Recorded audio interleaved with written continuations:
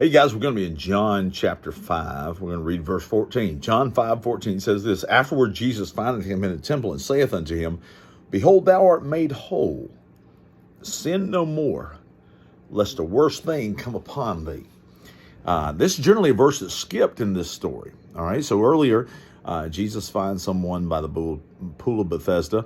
The story is that the first one lowered into the pool after the angels had stirred the water would be healed. Jesus comes to the man and says, "Do you want to be healed?" So the man says, basically it's a moot point because I can't get down to the water.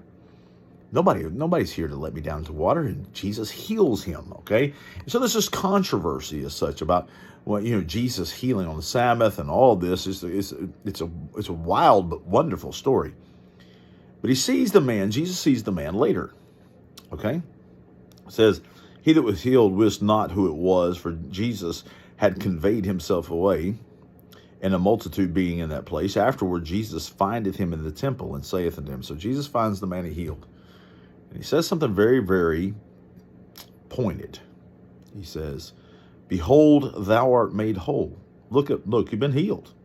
You've been healed. Sin no more, lest a worse thing come upon you. Now, obviously, not all disease and sickness is from sin or because of sin.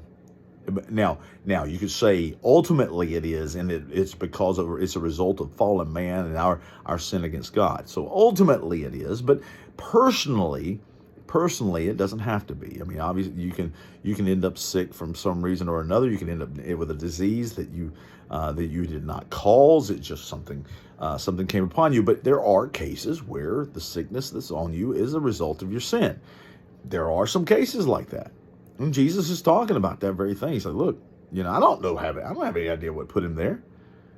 But Jesus is like, look, even if it wasn't something there, he's like warning him. He's saying, look, in the future, it could be that, hey, listen, you've got liberty now. You can move around. You're back on your feet, those kind of things like that. But don't be sinning anymore. Don't go back to what you were doing that got you there in the first place. All right? Or don't go back to doing things that could get you in a worse shape than you were. He says, look, behold, thou art made whole. Look, I healed you. But sin no more. Don't go back to your old ways, lest a worse thing come upon you. You could be even in worse shape because you've decided to go back and do. And that's the thing. Some of us will pray for deliverance from something we're going through. God, will you deliver me? And as soon as he does, man, we're back to doing whatever it is that got us in that shape to begin with. I have seen it over and over again. It's like, man, I'm going to walk away from this lifestyle. I'm going to walk away from this and this and this, and I'm going to live for Jesus. And then you go right back to it. And we end up in a mess. We end up in a mess because you walk right back into your sin, and it comes back even worse. The things that come back on you are even worse. And then we shake our fist at God, or we're so upset with God. God, you got me out of this one time. Why would you get me out again? It's because you are bringing it upon yourself. And that's not for everybody. This is not even a word for everybody. This is a word for the one who refuses to walk away from a sinful life after God has delivered you from something. Man, that doesn't make any sense. He's, look, I've healed you. I've taken care of you. But don't go back to that life. You could end up in worse shape than you were, and nothing help you. And nothing heal you. Wow.